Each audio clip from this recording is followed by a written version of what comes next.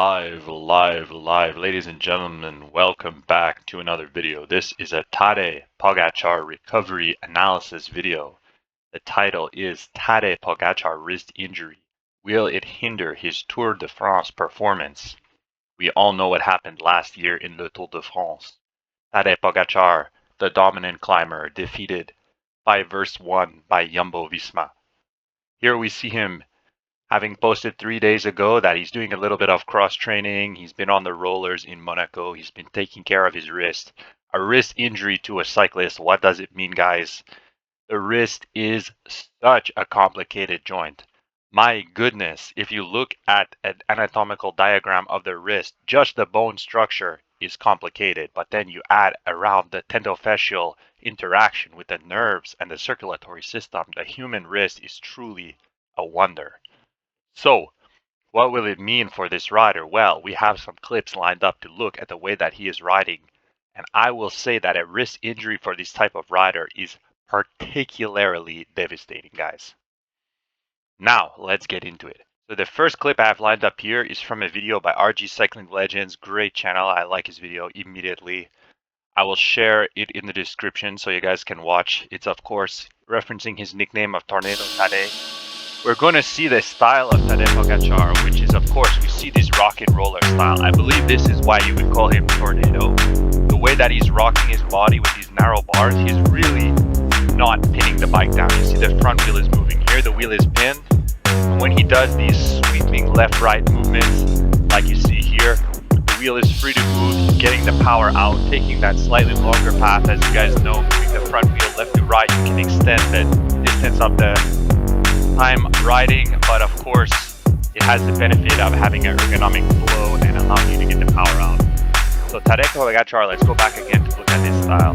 He really does like to whip the body, and I think the strain on the wrist in this type of movement is high, guys. Look at other climbers in the past. If we have a picture here of Alberto Contador, another rider famous for riding out of the saddle, and you can see that.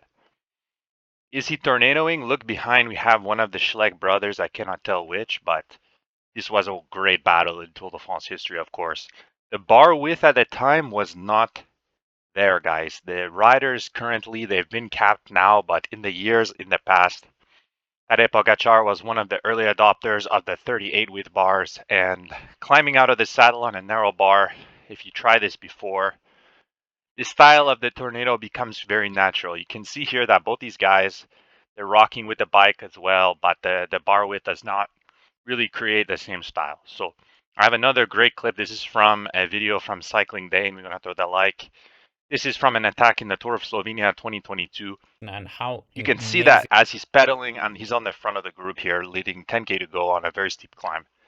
Pedaling in the saddle, you see the front wheel is fairly static. Doing the work. Mute the commentary. The front wheel is fairly static because he's really pinning the bike. And then you'll see as he strings out more and more, I think it's only Mateo Mohoric that can really try to hold his wheel. When he starts to do his big move, you see he starts doing the tornado style. This, I think, is a very distinctive Tadej Pogacar style. I see guys doing this all the time. Out on the road now, I don't know why. Well, I do know why. It's because he's awesome. Guys love to kind of replicate the top guy, you know, like I remember, of course, when Roglic won these stages a couple of months ago there against Remco Evenepoel, everybody was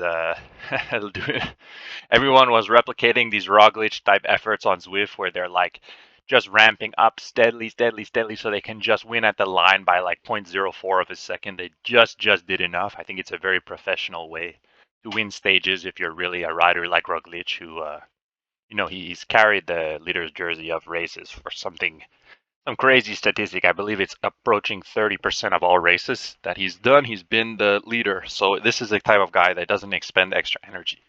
And that brings us to the next point, guys. Tadej Pogacar is a little bit infamous for doing real attacks. He's actually not just winning by 1/4 second at the end and protecting the jersey. A lot of the time in the Tour de France, he would do a more of a Lance Armstrong style and annihilate his opponents. He would identify the second guy and drop his ass.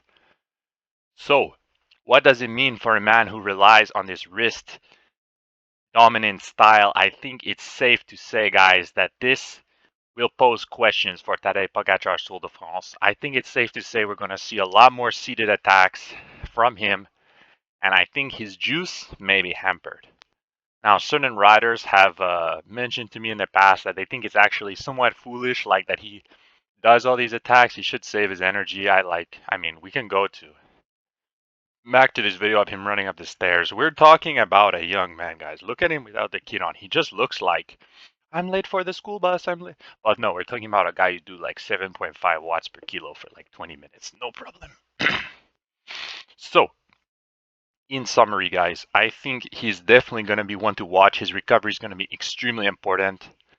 With Remco Evenepoel dropping out of the Giro recently, it's really looking like a lot of the top riders are suffering.